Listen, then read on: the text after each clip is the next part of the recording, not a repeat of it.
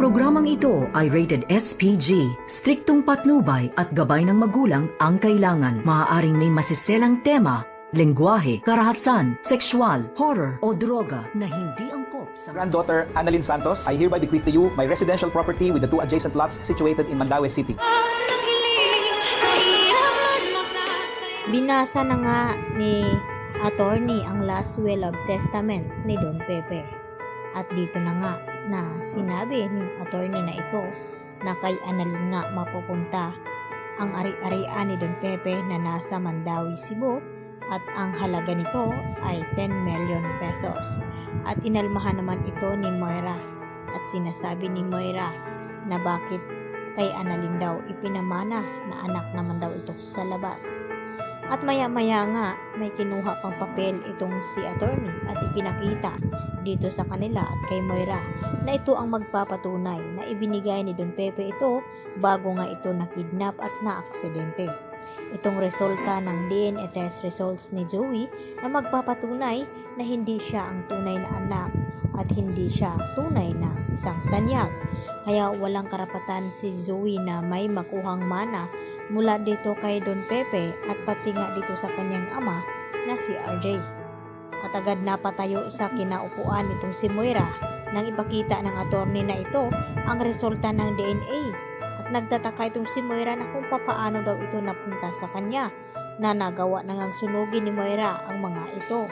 At bago nga ay matalino nga naman talaga itong si Don Pepe dahil inunahan na niya itong si Moira dahil sa takot ni Don Pepe na baka may gawin masama itong si Moira kapag nagkabukuhan at nagkabistuhan at hindi na nga nagkamali itong matanda dahil yun nga ay pinadukot nga itong si Don Pepe at hindi lang iyon ay pinagtangkaan pa ang buhay nito at yun nga ay nahulog sa bangin at mapahanggang ngayon ay hindi pa nga nagkamalay at nagising itong si Don Pepe.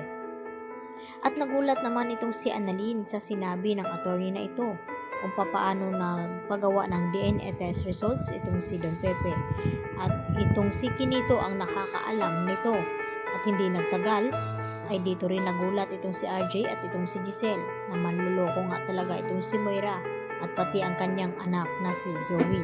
At wala na nga ang pakialam pa itong si Zoe sa ari-arian daw ng matanda dahil sa nangyari na guilty nga ito sa ginawa ni Zoe na naitulak niya itong matanda ay kulang pa nga iyon upang kabayaran sa kanyang ginawa kaya hindi sapat na kukunin niya ang mana na hindi naman dapat sa kanya dahil hindi nga siya ang tunay na tanyag. At dito naman na ibinasa rin ng attorney na ito ang kayamanan na ipinamana dito nga kay Justin at ito nga ang ospital ng Apex dahil siya nga ang mamumuno nito dahil itong si Giselle ang panganay na anak ni Don Pepe kaya nararapat lamang daw na itong si Justin ang mamumuno hanggang hindi pa nakakabalik ang mga alaala ni RJ at hindi pa nagiging doktor muli itong si RJ.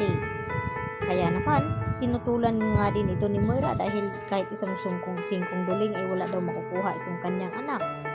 At mapapatunayan na nga ba na itong si Annalyn ay hindi talaga tunay na anak sa labas dahil siya nga ang tunay na anak ni RJ at tunay na apo ni Don Pepe at sila ang tunay na magpipinsan ni Justin at hindi itong si Zoe na hindi nga ito nagpapakita dito nga sa last will and testament na babasahin ng attorney na ito dahil may mabigat pa rin na pinagdadaanan itong si Zoe na hindi niya magawa ng paraan kaya itong si Carlos ang nalalapitan dito ni Zoe dahil siya nga ang tunay na ama at nakakaintindi kay Zoe.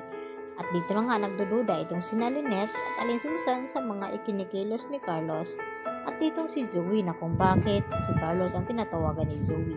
Yan ang ating pagkatutukan at aabangan mamaya dito lamang yan sa Abot Kamay na Pangarap.